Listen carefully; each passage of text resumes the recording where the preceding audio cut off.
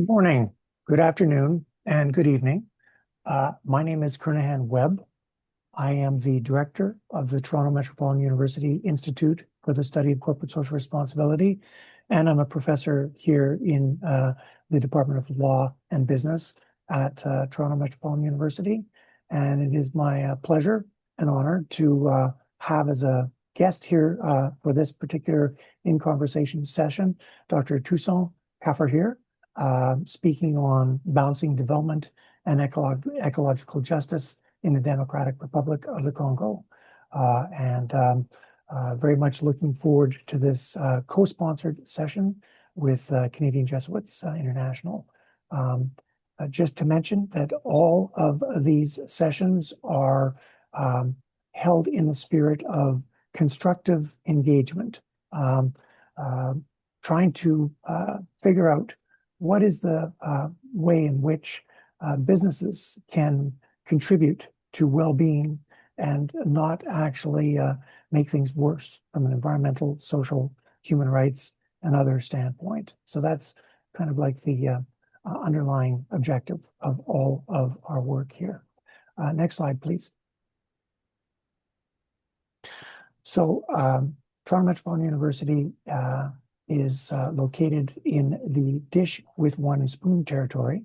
The Dish with One Spoon is a treaty between the Anishinaabe, Mississaugas, and Haudenosaunee that bound them to share the territory and protect the land.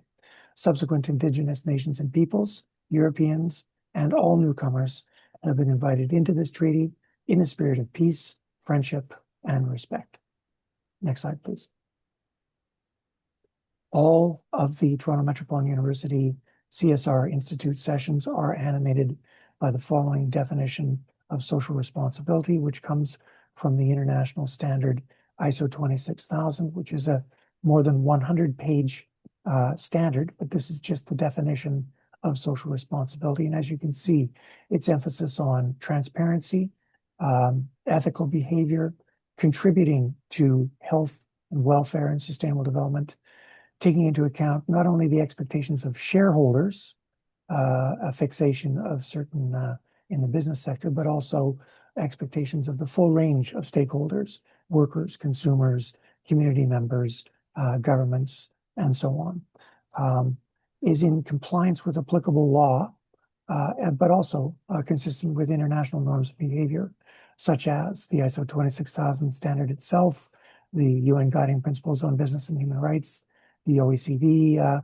guidelines, and so on.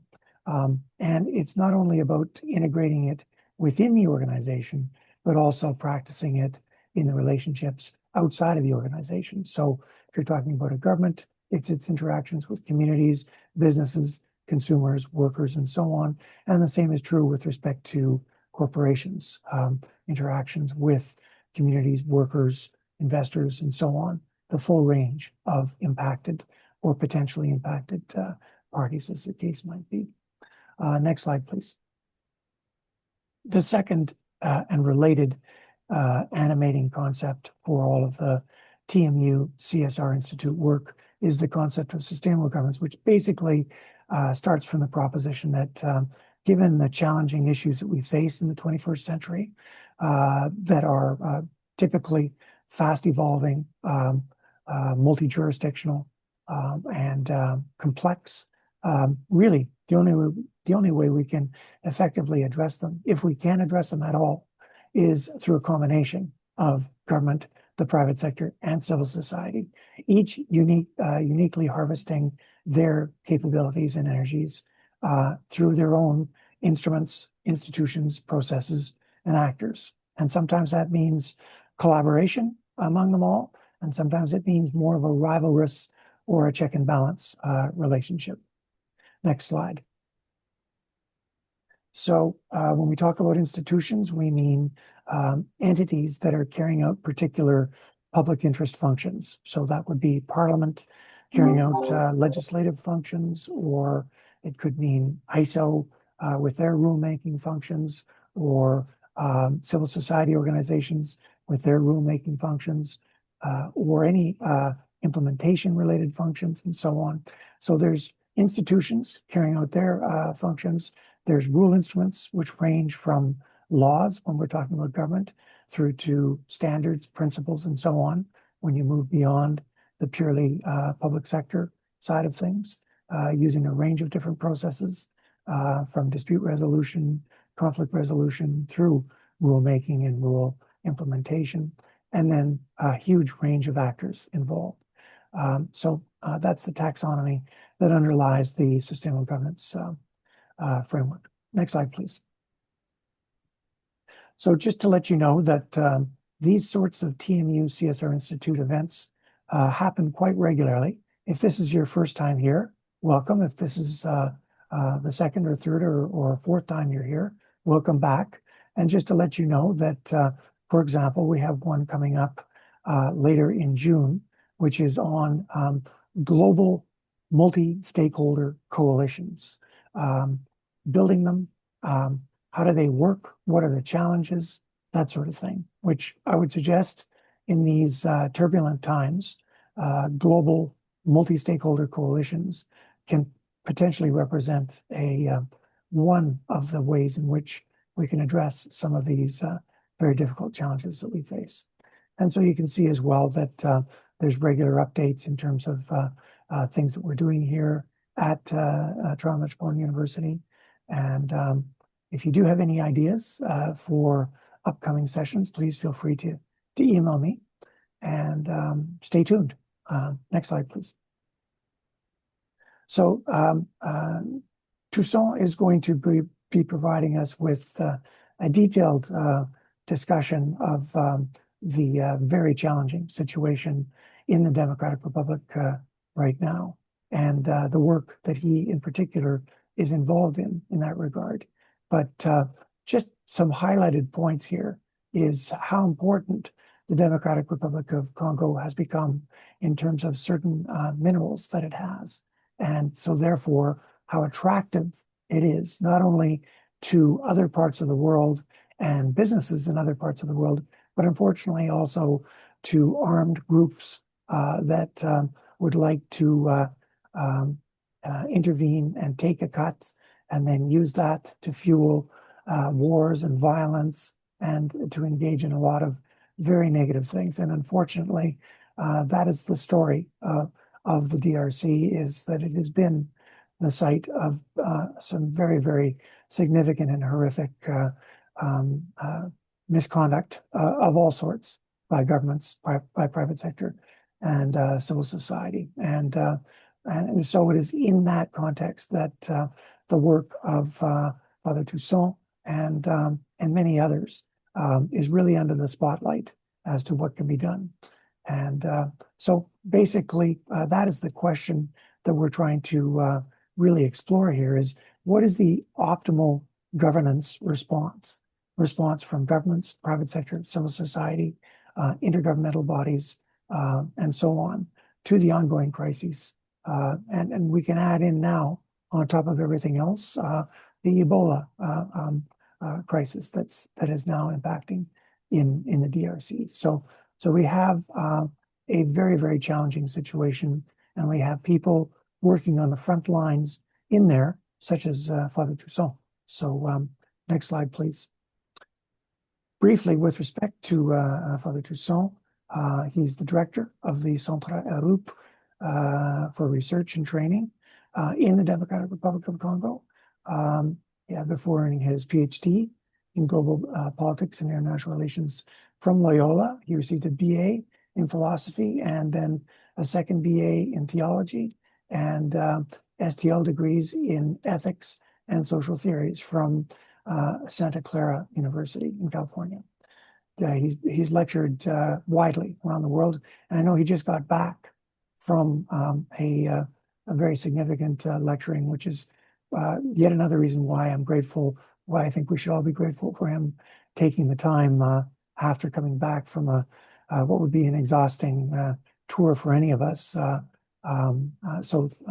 Again, our gratitude to Father Toussaint for taking the time. And as you can see, his research interests include international relations, global politics, public health, social justice, ethical leadership, societal issues, democracy, and African politics. So in other words, hardly anything. I'm kidding. And all of those are directly at play in the DRC. So he's using all of his talents. Next slide, please. So just a note that we do have people patching in from around the world, and we are very grateful for them doing so, especially those who are patching in at odd times of the day and night. If you do have any thoughts or questions or comments, what I would ask is that you email me at that email address that you see there, and I will do my best to fold in your comments and questions in the conversation, which is just about to begin. So without further ado, over to you, Father Toussaint. I'm very much looking forward to this conversation. And again, thank you so very much indeed for those wonderful words of introduction and for providing the opportunity for us to have this conversation across oceans. We briefly mentioned about the blessings and curse of progress and technology before this conversation started. But I assume this is one of the benefits, to be located far away in the DRC and just be able to reach out to an audience, which I salute, warmly from Lubumbashi, the DRC where I am located, and from where I am speaking. So thank you very much for hosting this conversation. Before maybe I also dive into the little, thought that I have prepared for our conversation this evening here, maybe afternoon there, and morning some other places. I want to acknowledge the CGI, the Canadian Jesuit International. Indeed, I've just returned, as you mentioned, Kernaghan, from a trip to Toronto, where I had the opportunity of meeting several people and discussing some of these issues that are affecting the lives of not only Congolese people, but many people around the globe, um, positively or negatively, of course. But it's a big and good reminder that the world has really become one village, one big village, and that globalization is real, and that some of the decisions being made in high places like Toronto or Paris or Washington, D.C. or Tokyo or you name it, are having a tremendous impact that many people may not be aware of there, but our lives and our environment are somehow bearing the brunt or paying the cost of, all the progress that we're making. So CGI was able to bring me in, and we had this conversation. And I know that CGI has been amazing in reaching out to just, the globe worldwide. Accompanying communities, empowering communities, and helping development really to take up, the real meaning it's supposed to have, not only measured in terms of how much output or money or, growth, economic, as I will be discussing in a few minutes, but also putting the human face and seeing how we can grow the global awareness about justice. And so, with those few words, I also want to say thank you for all those who tune in from wherever they are located. Devoting time to such a conversation shows not only concern, but also, friendship and care. So, thank you so very much indeed. I'll be very happy if I can share my screen, if you do not mind. So maybe just really quickly. Okay.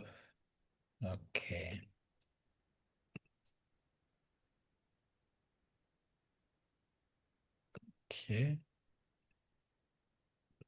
Okay, very good. So, Kernaghan, you mentioned what we are going to be discussing about, and my topic will consist of, talking about balancing development and ecological justice. But I think I shouldn't say only ecological justice because that is one dimension of justice. I should say really integral justice because it involves not only ecology, but communities, societies, histories, and everything else. And we need to have a conversation that is much more encompassing. Um, so, by way of introduction, I think we are all, concerned with how the world works, things that are happening. We know that we are really in the midst of transitions, let's say. I won't say a transition, but transitions. And these transitions, multiple transitions, as I'm putting it.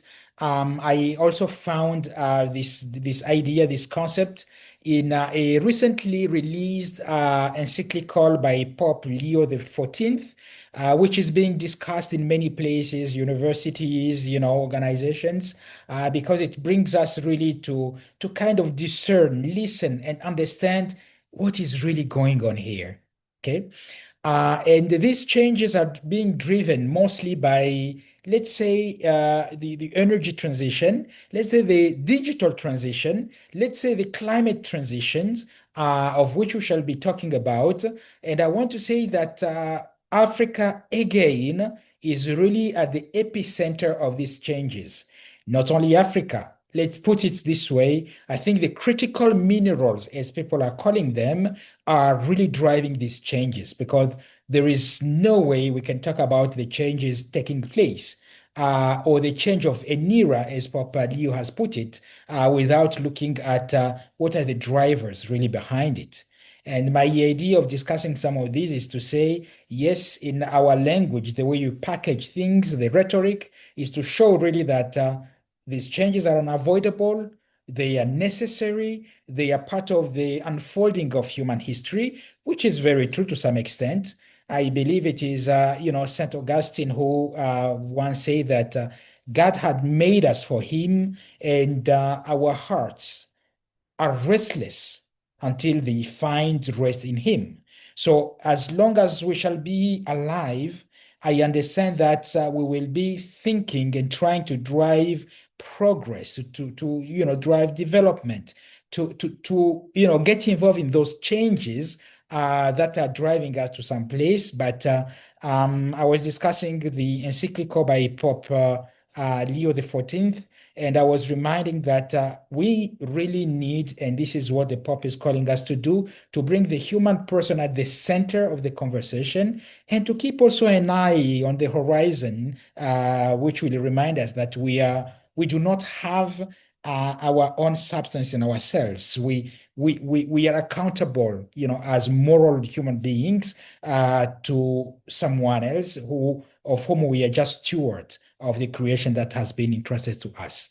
So maybe very quickly, the quotation I'm, making here, reference to, says, "We are living through a rapid phase of transition, a change of era, in which, while some are vying for the future of new technologies and others dedicate themselves to reflecting on the matter, most people are watching and waiting, observing from afar, and merely hoping for the best."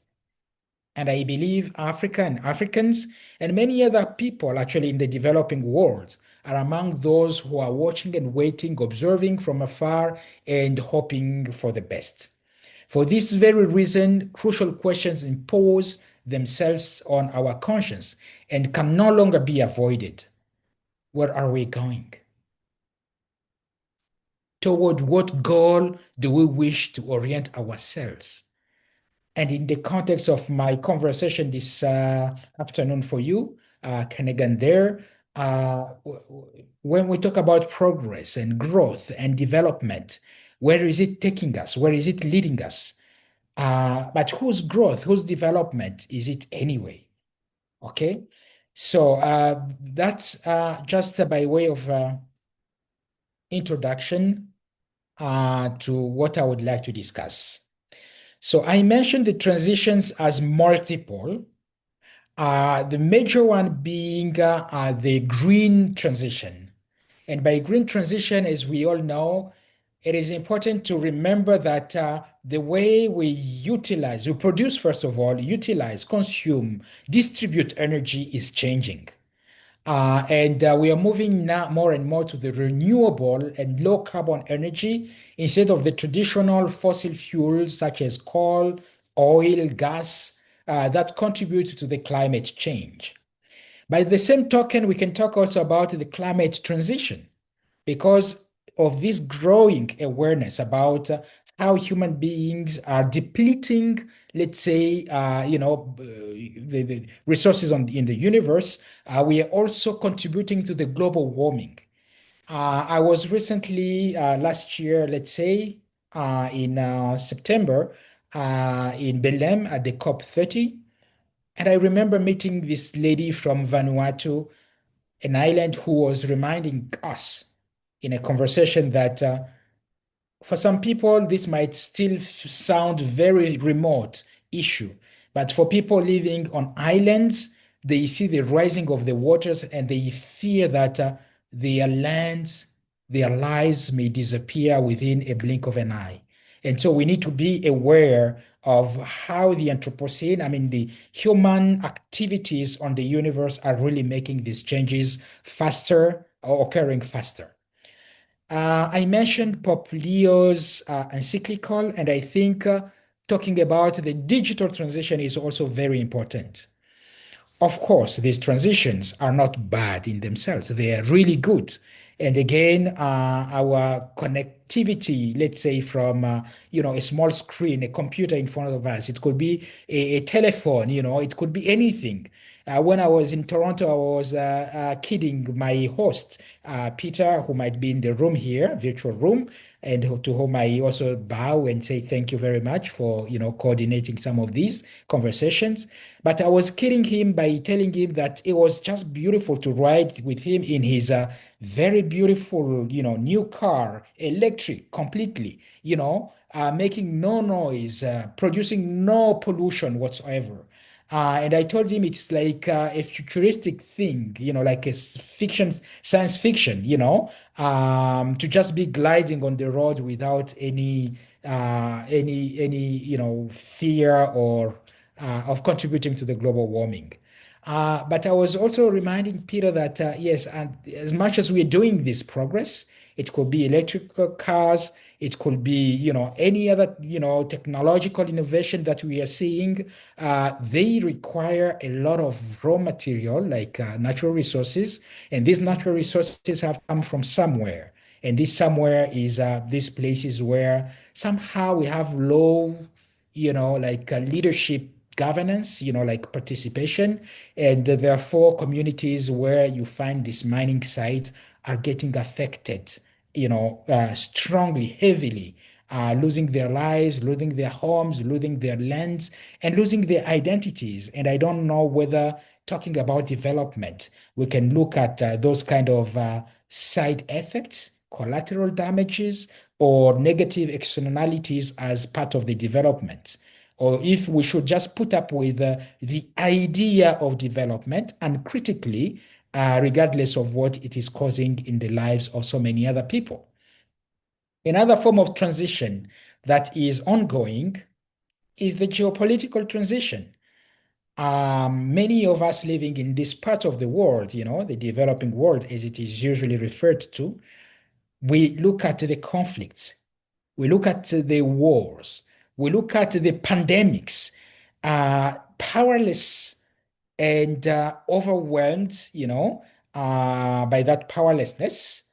But we also know that these are consequences of the geopolitical transition, like the fights of these major superpowers, some willing to maintain their supremacy and others trying to overtake, the old, superpowers. So all of these changes and transitions are really ongoing. They are a reality with which we have to reckon, and there is no way we can talk about, balancing development and without looking at these transitions. So in short, these transitions are not merely a slogan. When we get to visit countries in the global north, we realize how much these transitions are real and benefiting a smaller fraction of humanity. They heavily depend on our resources in the global south, the minerals that are being extracted from developing countries. And because I live in the DRC and because the DRC has really been at the heart of the history of development. I was reminding some of my audiences in Canada recently that even the uranium that manufactured the atomic bomb in the Second World War had to come all the way from the DRC and have ravaging, impact and consequences in Japan. So just to say how global the world has become, but you do have also countries such as Peru, where you dig and mine a lot of copper. You do have, countries like Myanmar or Indonesia in Asia. So many of the people in the developing world are really bearing the brunt of the technological progress or all the transitions that I've just referred to. And it is good that in our conversation, we bring them, at the table and see how they're impacting us. So my core argument really is to say that when we develop the discourse about sustainability, green transition, development, we often obscure deeply unequal costs, raising the unsettling possibility that frameworks such as the MDGs and the SDGs that the UN has been advocating for the past 15 years, 30 years, were constructed maybe on shifting sand. This is our experience. And I believe the voices from the global south needs to be heard or at least heeded so that we can be crafting programs and policies that will benefit all humankind, all humanity. So while benefits largely accrue to industrialized nations, Africa absorbs ecological and human costs. I am using an image in this slide, which you can see, and I want to let you know that this is real. This is not something like, far-fetched. It is real. It is happening. When you see places that are cleaner, like Tokyo, the city of Tokyo, like Toronto, you do have cities in parts of the world, mostly in Africa, that have become dumping sites for most of the garbage of the world or all the toxics, that many of these multinationals are producing. And we need to raise questions about ethics and moral.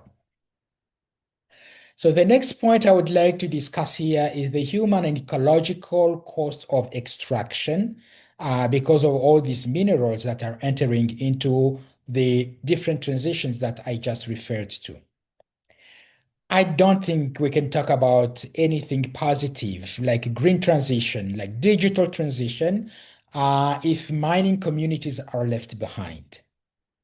We need to know that to manufacture these computers that we are using, to manufacture these cell phones that we're using, to manufacture the chips, semiconductors and everything that is driving these transitions, we still need to get minerals from somewhere. And it happens that the DRC has really been one of the countries where you find a lot of resources, so much so that many people, theorists, scholars have been talking about the natural resources curse for the DRC. I usually contend that this theory has to be like rejected to some extent because I believe, to be honest, natural resources ought to be regarded as a blessing, never as a curse. It is the policies and the politics that we apply to have access to these resources that oftentimes become a curse for the people. And that is why, in the course of our conversation this evening, let us come back and discuss about the issues of governance. But just to say, electric cars or vehicles, renewable energy or solar panels, batteries, digital technologies and data centers and everything else, they really need the work of people in our countries. We can talk about industrial mining. We do also talk oftentimes about artisanal mining.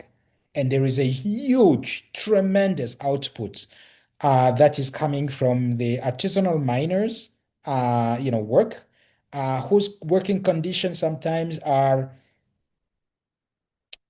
dehumanizing to some extent. Okay.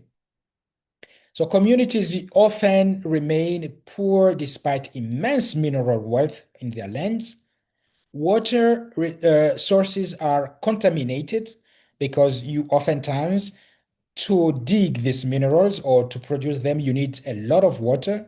And as you might know, even in the digitalization of almost everything, the data center are using a lot of water that could be utilized by human communities. And so it is raising a new issue, a new problem about who ought to get priority over the use of resources. We see a lot of our forests getting cut down because mining companies are not stopped by anything. They can displace communities heartlessly, because they need to get to these resources. And these resources are really driving competition among multinationals, but also superpowers, because it will give them a comparative advantage in terms of technological advancement, you know. So we see all of these precarious conditions that are developing where women, children, and entire families are being ripped because people want to get to these resources. This is just one case study. A few kilometers away from Lubumbashi, where I live, we have this beautiful school built in stones. And these stones, mind you, are stones that were, developed, like rejected from the minerals, digging, like activities. So it is somehow a beautiful case, to look at because which other country would build a school with natural resources like minerals, all in stones, right? But you find a school that was built in the 50s here in the Congo, and that is being threatened of demolition. It is an all-girls school. It has trained so many women, giving them life and the possibility just to rise from, the rural, traditional previous lives to being leaders in communities and driving changes. But companies that have found a lot of minerals underneath the ground believe that they should destroy the school, first of all, displace the entire village and community. Whereas for us in Africa, it is not only the stones or the wealth. I think our identities are still very much tied to the land on which we settled. It is ancestral land, and the symbolic meaning cannot be just jeopardized because some people are trying to make profits. So, this is one case I wanted to share very quickly with you. So, bearing the negative externalities are the weaker and the poorer communities, and it shouldn't remain that way. This reality raises a crucial question when we talk about transition. Transition for whom? Transition to what? Whose transition? If the benefits of this transition accrue primarily the industrialized economies, while the human, social, and environmental costs are borne by the vulnerable population, then it is not a genuine transition at all. It is rather a perpetuation of structural injustices. And this I know for sure because the history of Africa is paved with those colonial rhetoric that are very positive and very beautiful and very, at,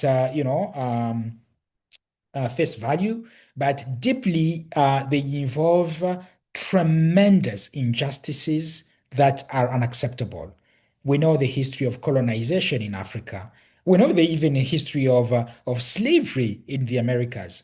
And thank you very much, Kernigan, because I was impressed and I continue to be every time you begin a public, event like this one, that you would have that land acknowledgement, engagement. That's powerful. It raises awareness that we owe who we are and what we have to people who came before us and who fought to have a dignified life, and on whose shoulders we are hoisted. But oftentimes we forget that. And we also forget the sacrifices of those who fought so that we can gain independence and sovereignty. And unfortunately, that sovereignty and independence in Africa is still a far away dream. We're still fighting for it.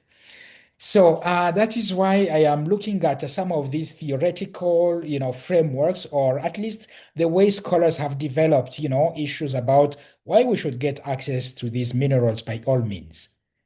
You know, I think the idea of progress is very enticing, and we know that progress is unending because I mentioned St. Augustine who said, our heart are restless. It is that inquietude, anxiety that is existential, fundamental within us that drives us to try to look for means to improve the living conditions within which we know. And I believe, progress sells as a concept because everybody wants to improve their living conditions. But the moment the colonial policy was developed, driven by the idea of spreading the benefit of progress, and the way we have also received the idea of globalization as a way of integrating Africa within, the benefits of globalization, all of these have been or have proved to be, how do I put this? Let's say, deceiving. And that is why we see a lot of critiques, many people who are criticizing some of these theories from a post-colonial perspective, just to remind us that we have been fooled once, we have been fooled twice, but we should be more careful now that the rhetoric developed around progress, technological innovation, knowledge transfer, and everything else is trying to fool us one more time because everything that the West wants is to have access to our resources.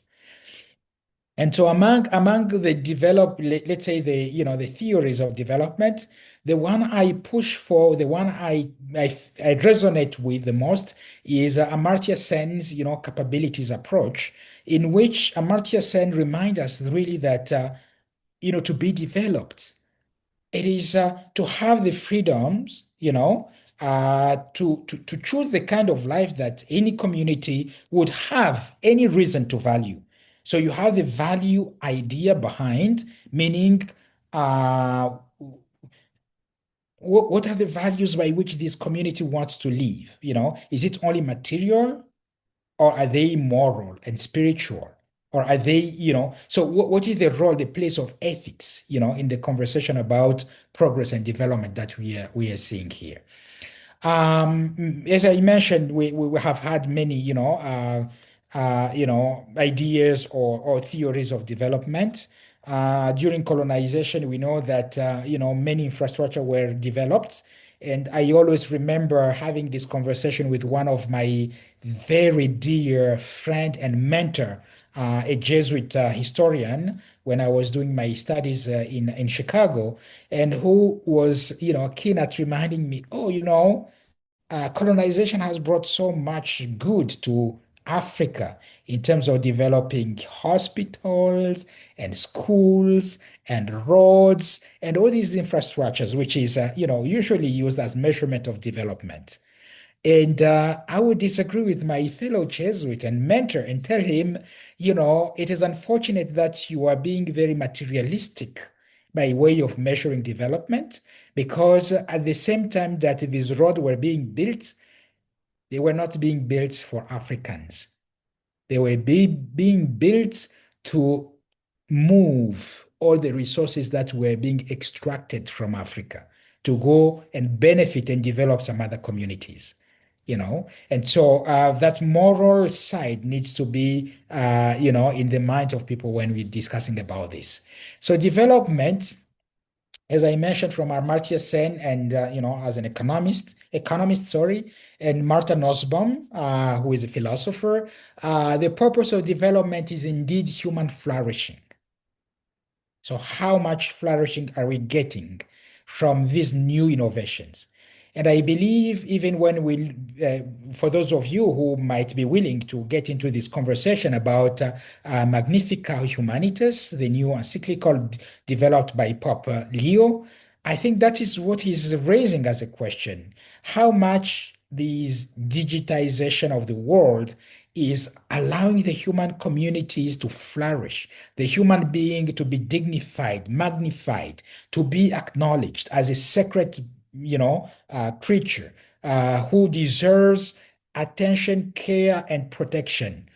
Or are we just becoming numbers, algorithms, and losing our freedoms in the course and the process of this development?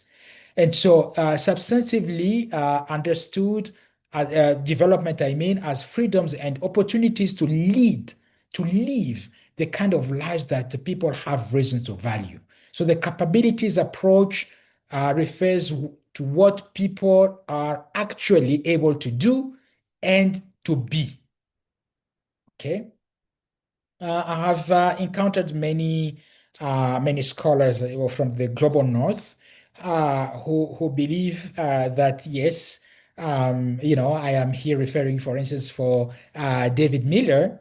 He has written this wonderful book about nation responsibility and global justice, and this is where you find that at the global level, some people are advocating for globalizing negative externalities while appropriating like the positive, benefits of globalization. And I think it is just not morally acceptable. It is unfair. Okay. Um, there is a scholar, Charles Bates, who has written a lot about cosmopolitanism and global justice. And the reason I am referring to Charles Bates is because maybe he can speak to the audience in North America. He's well studied there, and he has been trying to push for utilizing, let's say, the theory of justice of John Rawls in approaching the international relations. And unlike Miller that I've just mentioned, who believes that the responsibility of individuals belong to their respective governments, Bates at least believes that the unit of analysis, even in international relations, should be individuals. It's meaning human beings. And the moment we begin to raise our awareness to that responsibility that we have vis-a-vis the other, then we know that impact and externalities cannot simply be accepted, uncritically because of the material profits or technological advancement that we are trying to build. So, in my view, the global energy transition, the digital transition, while all the progress are urgent, as we can see, they cannot be considered equitable in the face of the climate crisis and the environmental and social damages caused by the scramble for critical minerals. Development cannot continue to rely on the asymmetric exploitation of resources in the global south, particularly when to make this growth sustainable. We still need cobalt that will come from Congo, copper that will come from Congo or Peru, coltan that will have been fueling the wars in Eastern Congo for the last 30 years, mind you. So since 1996, many, many, many lives have been lost in the eastern part of the Congo. Some statistics present even up to 10 million lives lost simply because some multinationals or some companies want to have access to coltan. And now we have discovered that lithium is a part of the deposit that God has endowed to this land, to this part of the world. And while the Lobito Corridor project is developing, people are expressing their fears and anxieties.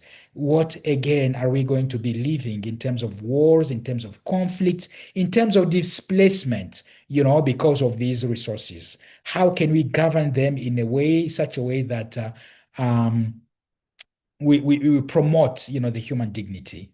So we therefore calls for a transition, whether energy or digital transition, based not only on technological progress, but also on human dignity, on community participation, on social justice, and so on and so forth. We know that even democracy itself is in danger because of some of this progress. And we are seeing a country as old a democracy as the US, 250 years of independence that is being celebrated this year. But even its democracy or democratic culture is getting threatened by some level of authoritarianism. So, which means it is time for us as a human community to come together and discuss.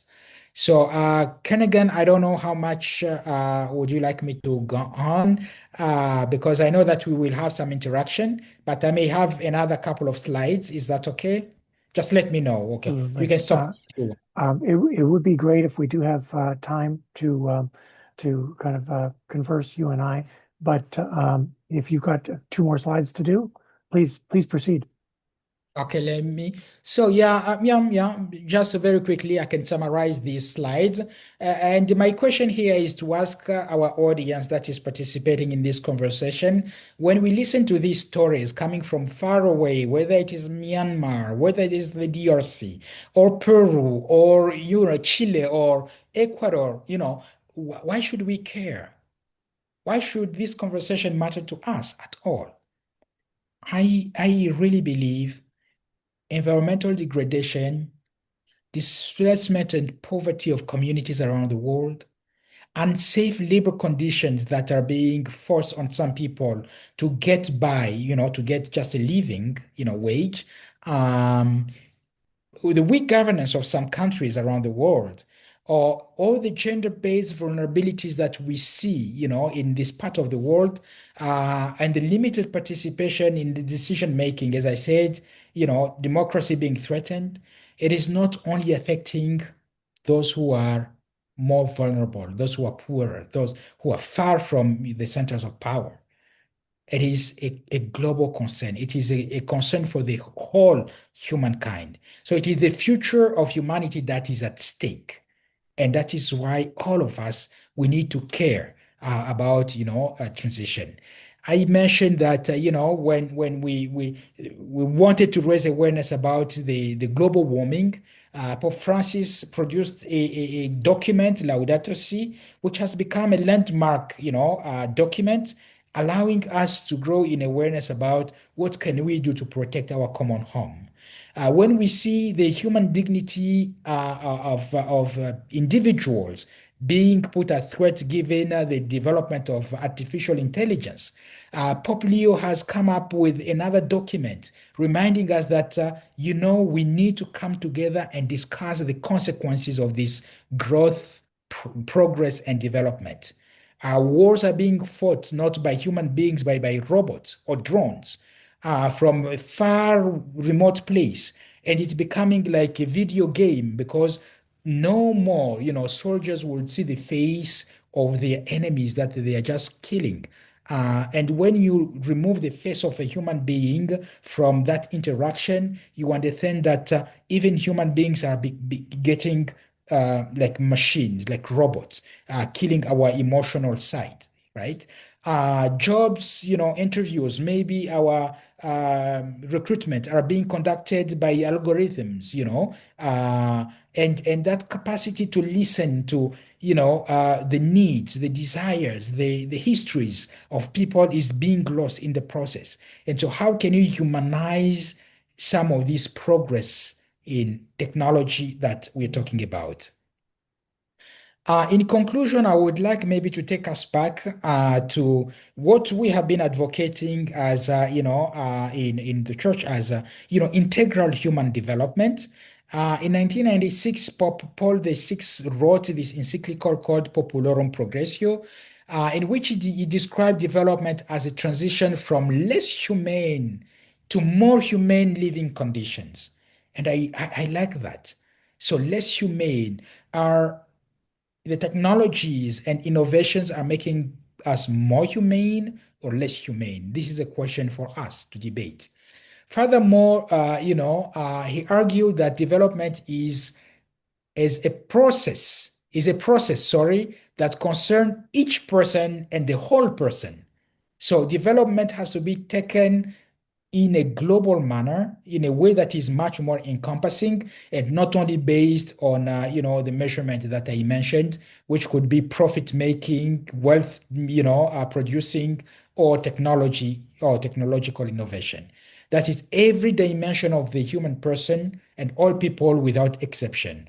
Understood in this way, development is in reality the new name for peace. This was what Pope Paul VI said in 1967.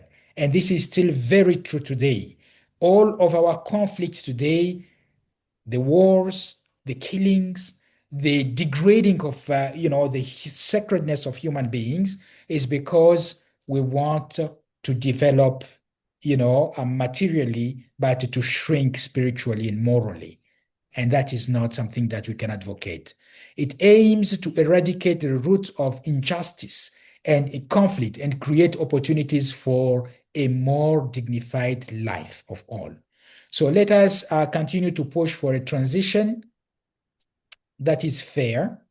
Let us continue to remember that Africa really has contributed tremendously throughout history, not only by the extraction of human beings during the slave trade to develop Northern America as we know it, which has been recognized recently by the General Assembly of the United Nations as a grave sin, as a moral sin, as something that really calls for reparation.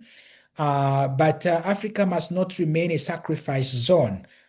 We call for justice, not only charity, justice and solidarity. And also, integral justice includes social justice, it includes historical justice, it includes environmental justice, and it requires structural changes, to the world that we are building and which we will be passing on to the next generation. So I will stop there to allow us more time for conversation. Thank you so very much for your attention and for the opportunity to speak. Thank you very, very much, Father Toussaint. The framing of the issues and your perspective as a citizen of the DRC is particularly valuable, as opposed to hearing it from other parties, whoever those other parties are, the media or someone who purports to represent your perspective. So I think that's what makes it particularly powerful.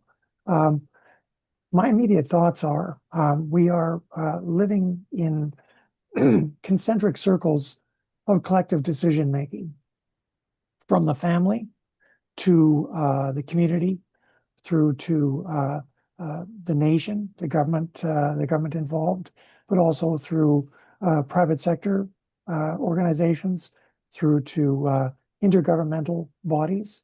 And these concentric circles, each has got unique powers, each has got unique perspectives, each has got unique capabilities. You've been emphasizing, and I understand why, the significant role to be played by the faith, sort of the faith community.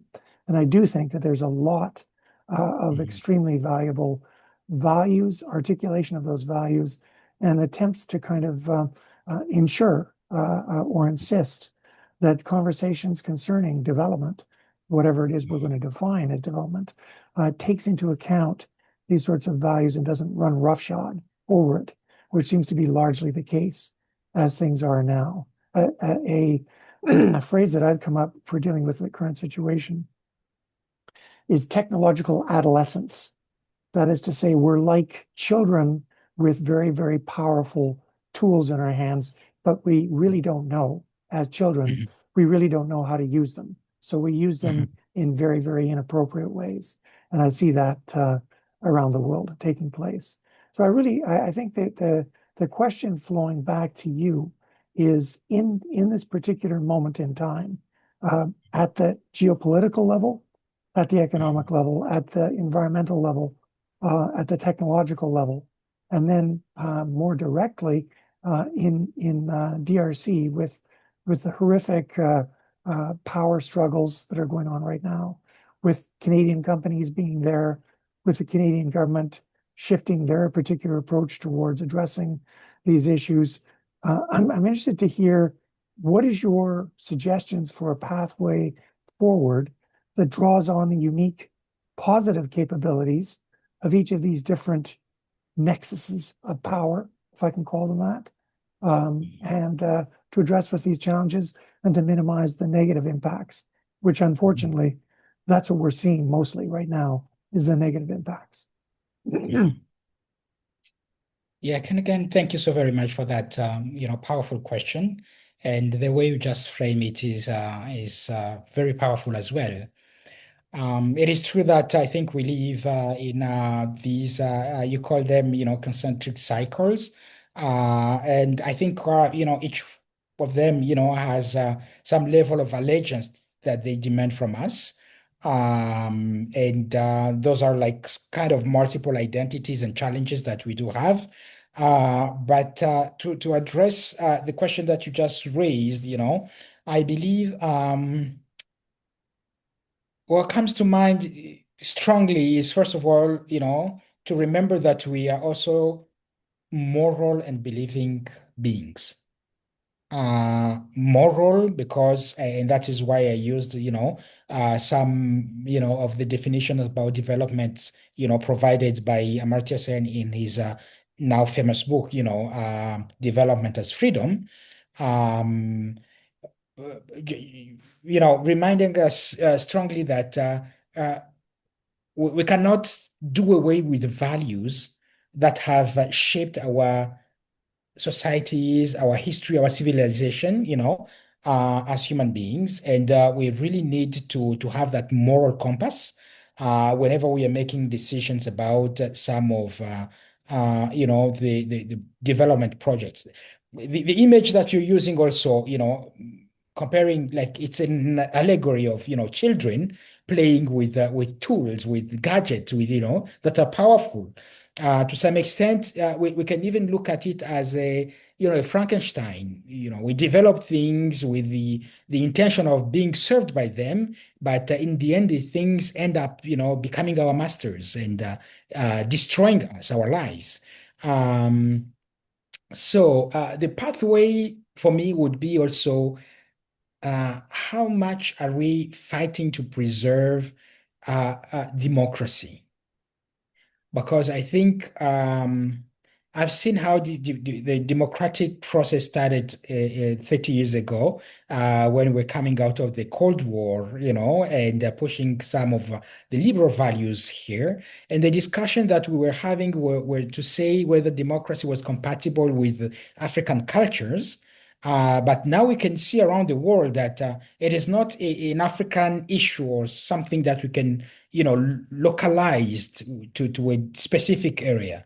I think democracy is being demanded strongly, whether by traditional democratic powers like the US or by a country fragile like the Democratic Republic of Congo, because it is only when we have strong democratic institutions that, first of all, at the level of principles, we will agree to respect and protect that which is sacred and fundamental to each and every single human being. And the second, at the level of community, we can say that we are looking at those processes through which decisions are being made, do not belong to a handful, group of people that concentrate power, money, knowledge even, but can also pay attention to, let's say, those vulnerable faces that have been hidden, invisible, and vulnerable, but whose humanity has a lot to teach, and bring to our care and attention. So I think defending, promoting, protecting democracy is one way or one pathway forward, because even in the use of these let's say artificial intelligence and technological innovations, unless we all can have a voice to the chapter, some people will continue to skew, the production and consumption of these tools, to the expense of other communities. So what do we do? How do we push that, our citizenry, our citizenship, is educated, informed, and continue to stand up to defend that which we value and we have reason to value and protect and promote. So, yeah, basically that's what I can say. Those are powerful thoughts, Father Toussaint. Maybe just a final round here. Mm. I look at any particular entity, and you are, a proud member of the Jesuits, for example. I'm a proud member of the university sort of group sector, um, and I think each of us within our areas has a capability, and I would argue a responsibility to attempt to move things towards the concept of justice that you're talking about, which recognizes respect for rights and dignity and works up from that.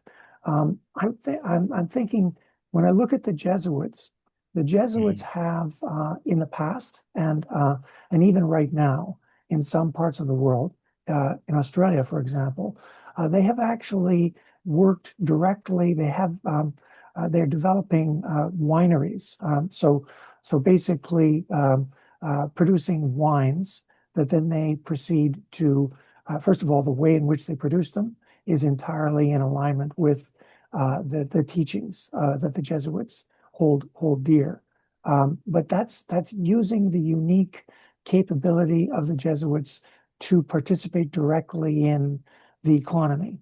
And over in my part of the world at the university, I'm exploring how it is that middle powers can potentially play a much greater role to counter some of the excesses of the what we call the superpowers or the great powers, as the case might be. And I can explore that from where I am in universities because the universities have got a particular profile, just like the Jesuits have got a particular profile.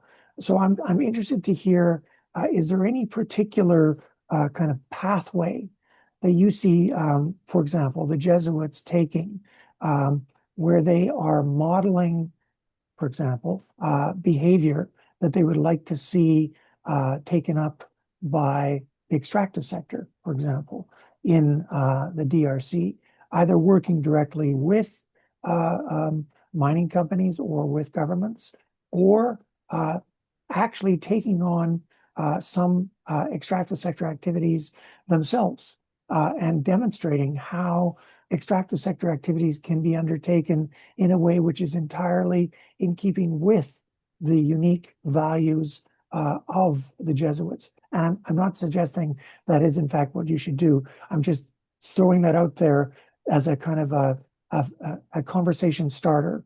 And then you, with your incredible experience navigating through that world as a member of the DRC and as a member of the Jesuits, I'm interested to hear, do you have any particular pathways forward where the Jesuits can potentially play a kind of a unique lead role? Mhm. Wow. Thank you. That's a tall challenge, tall order, which I like very much, to be honest. I think what I liked in what you said was to remind us that we do have agency and we do have responsibilities. And as a priest, I can also refer to the scriptures reminding us that to those to whom much has been given, much will be expected. So much will be demanded. And so, yeah, I think the universities actually, as you mentioned, and some other, middle powers, those who are aware of what we have been entrusted with, should be ready to serve the communities in a much more consistent way. And I would say that our entire commitment really as Jesuit worldwide is what we're trying to do. First of all, at the level of universal, Jesuits community, like the, Global Society of Jesus, we have a strong network of Jesuits from India to Pakistan to Congo to Zambia to Malawi to Peru to, all these countries.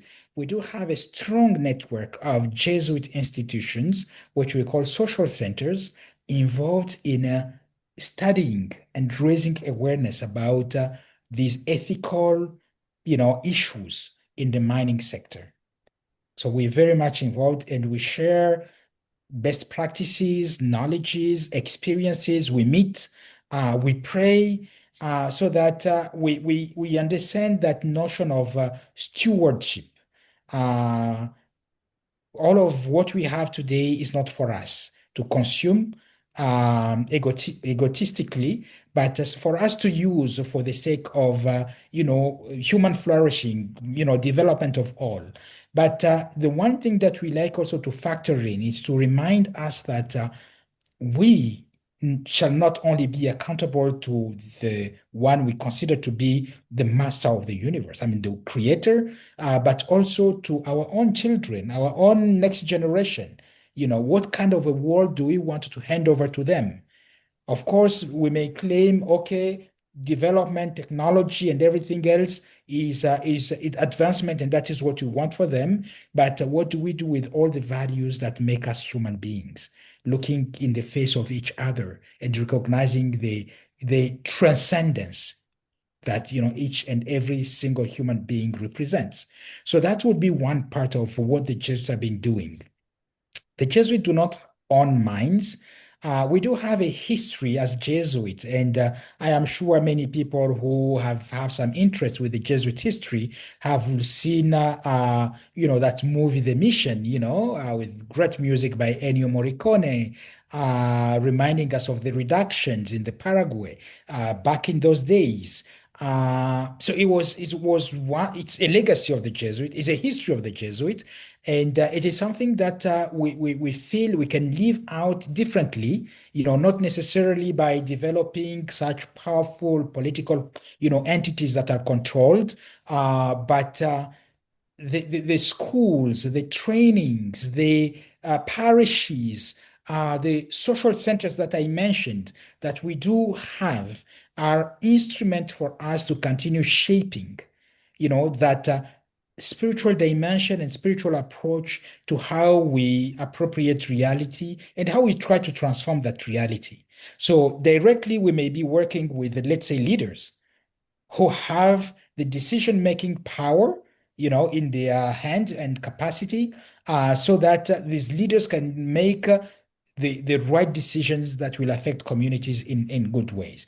We create spaces, as I mentioned in my previous intervention, to develop that dialogue between multinationals, right, and communities. And we are in the middle, to just facilitate and build bridges so that, experiences that we are shaping and wealth that we are producing can cross-fertilize and begin to create a society that has a human face. But just to say, maybe our approach may be different, but I know that even when I mentioned the book, like the encyclical produced by the Pope, it is a way to weigh in the conversation that will shape our own awareness, our own values, our own, societies today, to understand that arrangement, political, social, moral that we want to live by have to be informed by some of the values upon which we agree. And these values are: how much do we protect the vulnerable people, the communities, and their histories? How much humane we want to be, or how much machine-like we want to become? So Jesuits have this approach of empowering others. We have Father Pedro Arrupe, who during the 70s actually used to push to say we need to train men and women for others and with others. So we live within the world with others, we share our values with them, but we wanted to train them in our schools, high school, primary school, universities, to do research, our social centers, in such a way that human beings can become agents of their own changes and responsible of their own future, to use your own words, Kennigan. Thank you. Well, thank you, Father Toussaint. I think those are, again, extremely powerful words. You're making a very significant point, and that is ultimately it is our thoughts and our values which then drive us in our concentric circles, whichever they are. And of course, we're involved, all of us, in multiple concentric circles at the same time. So the more that we can interact and have those based upon a set of values that are respectful of human dignity and so on, and work from that, I think the better off we'll all be.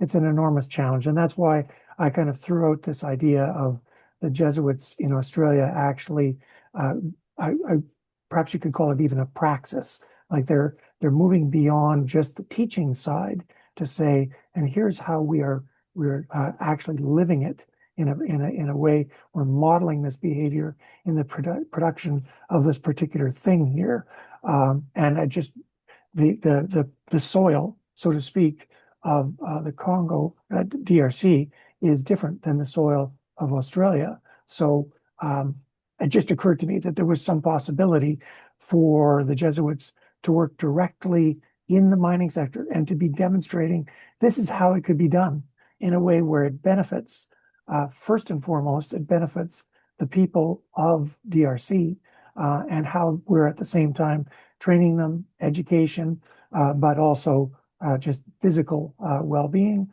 So it shows that it can be done. And then those resources can also be useful in other parts of the world for the greening of the economy and that sort of thing. But here we are in the DRC demonstrating how that can be done in a way which is entirely aligned with what the Pope has said and what we as Jesuits believe and so on. So it was really just, I was intrigued by this Australian example of the Jesuits from right now, from 2026, and was just exploring, like as they say, thinking out loud with you as to is there a variation on that that could be done in the DRC?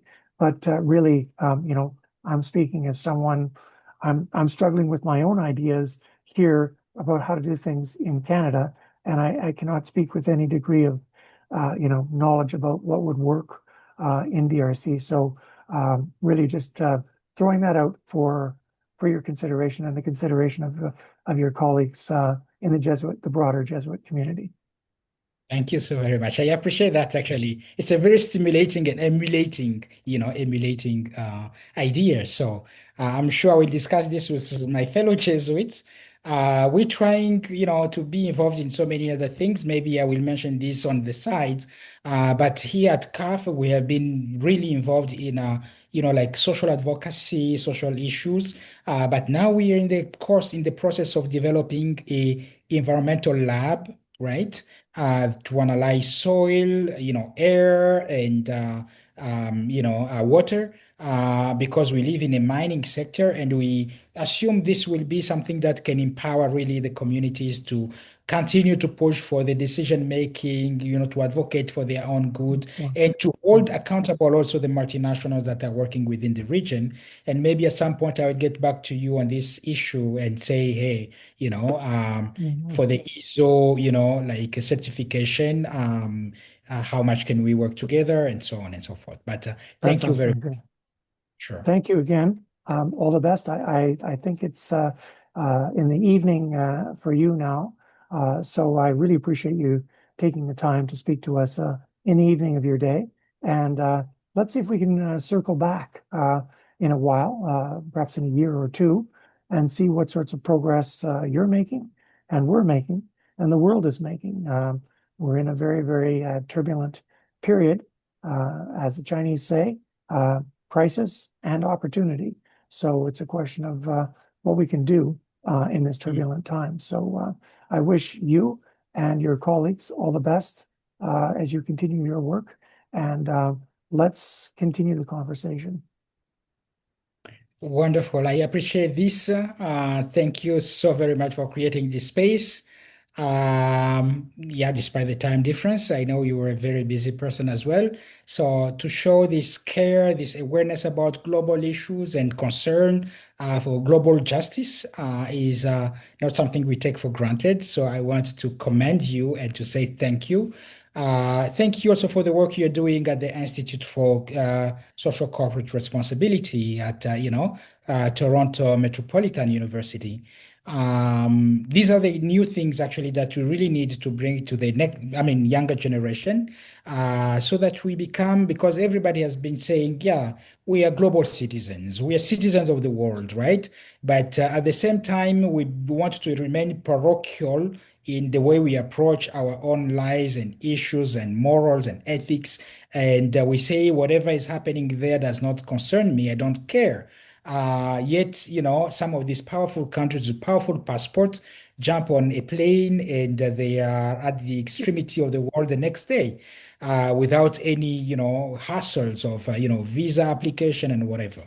So let us continue to impact and instill those values, global values, in our students, in our younger ones, and continue to build a world that really has a human face.